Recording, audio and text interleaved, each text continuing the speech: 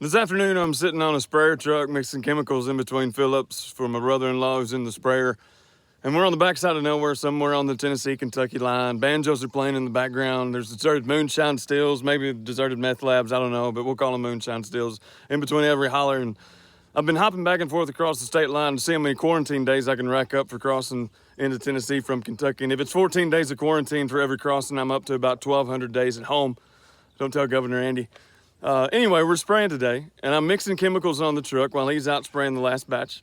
And in every fill-up, there are instructions on what to put into so many gallons of water that goes in the sprayer. Very detailed, very specific instructions on how much of each chemical to put onto that field, what temperature that chemical is going to work at, what the weather conditions are supposed to be, how long it takes before it rains to dry, which chemicals are to be mixed first if you have 4 or 5 different ones, so they have time to mix properly. They even gave me this handy-dandy sheet that tells me what to put in and what order to put it in. Very detailed, very specific. If you're spraying ground for corn, for beans, they're very calculated amounts of ounces per acre, pints per acre of this, quarts per acre of that, and that we have to document and keep up with. And as long as you stick with the already given, already written, already given to you formula, then the weeds are going to die, over time, and your crops won't be battling for nutrients and sunlight during that pivotal first few weeks. They spike through the ground, begin to grow. Your fields will look clean. Follow the instructions. Weeds won't be an issue. Follow the instructions. Very detailed, very specific, already written, time-tested, proven instructions. Follow the instructions. They're on the paper. They're written down. They're proven. They're tested. Follow the instructions. And the best and the greatest instructions ever given, instructions which supersede everything else in this world because they were written by the creator of this world, are written down for you in the Bible, his word. God-given instructions on what to do to be saved, how to live like you are, what to do to please God, to serve God, to glorify God, instructions on relationships, marriages, parenting, instructions on conflicts, loss, fear, anxiety, written words on how to live and move and have your being. Everything about life and godliness and how to have all those things be acceptable to God. Everything written down for us, very detailed, very specific, millennia tested and proven instructions, which are to be our concrete when everything else in this world is jello. The problem comes when someone refuses to follow the instructions which came with this life you were given. The instructions and directions for this life you were blessed with by your Creator. I know if you're a guy, you have never thought you knew better than the instruction manual that came with the trampoline you were supposed to put together for your kids, and you end up with an extra metal pole and a handful of bolts and nuts that were supposed to go somewhere very important, but they didn't make it, and the kids keep bouncing off the side of the trampoline because it's leaning like the Tower of Pisa.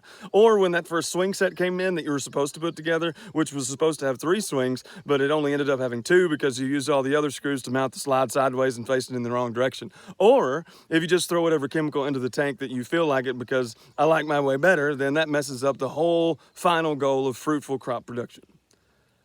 The problem comes when we think we know how to put things together and mix things up in this life better than God does. Or when we get so distracted by the stuff of this life that we forget what we're supposed to be putting into it. God has the lamp that lights our way. God has the directions that guide our feet. And who better to give you instructions in creation than the one who created it? Who better to give you the instructions on this life than the one who gave you this life? So first point, follow the instructions. They're written there for a reason. Now, some of you can memorize things very well, okay? You can regurgitate the written word like squeezing a sponge when you're washing a car. You can recite stuff that you learned back in high school and middle school. You won Bible verse competitions at church camp. Here's a cookie. I wasn't that guy. I don't have that kind of a brain. My brother will probably tell you I was dropped on my head numerous times as a child, and that's what's wrong with me. But whatever it is, I've never been good at memorizing things. Like I've told you before, I write out all my lessons in manuscript form, and one of the big reasons that I do that is because I will forget what I wanted to say between the time I write something and when I present it. I have to have things written down for me.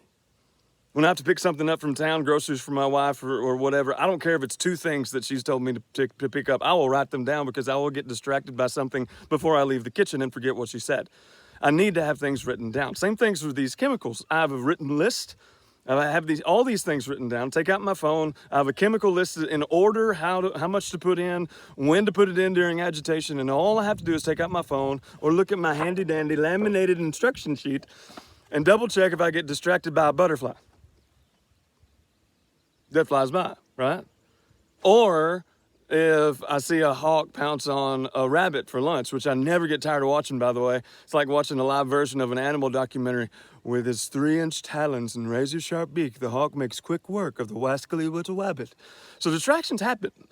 They always are going to happen, but I always have the written word to go back to keep me focused and on track. Even when I do get distracted, there are always going to be distractions. There are going to be times when you feel like your life's on cruise control. You don't know how you've traveled the last 20 miles because you've been looking at the shape of clouds for the last 10 minutes on the interstate. There are always going to be distractions. Just let the phone ding one time while some of you are driving, and it's like you're not even in the car anymore. And you just pick it up and you start the text, which is illegal. There are always distractions in life, always. And we need to be able to recognize those times of distraction and how fleeting they are and get back to something concrete and anchored. God's instruction, God's word. So follow the instructions is point number 1. If you get distracted from the instruction at some point, see rule number 1. Follow the instructions. Because if I keep doing something for long enough, if I keep following the instructions and directions for long enough, after covering a few hundred acres of ground, mixing 10 batches of chemicals, it just becomes a natural brain-flowing activity. It becomes a natural way of life. Over time, it becomes habit that there's 94 ounces of this, and there's 12 gallons of that, and there's 14 quarts of this. And over time, you don't get distracted as much. Squirrel, buzzard, ladybug. Because you followed the one rule.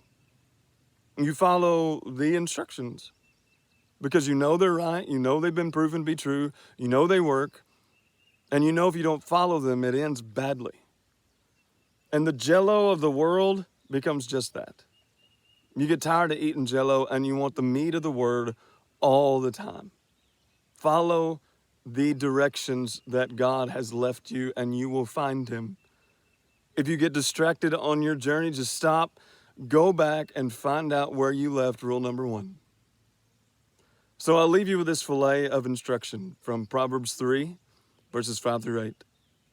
Trust in the Lord with all your heart. Do not lean on your own understanding. In all your ways acknowledge him, and he will make straight your paths. Be not wise in your own eyes. Fear the Lord. Turn away from evil. It will be healing to your flesh and refreshment to your bones. Squirrel.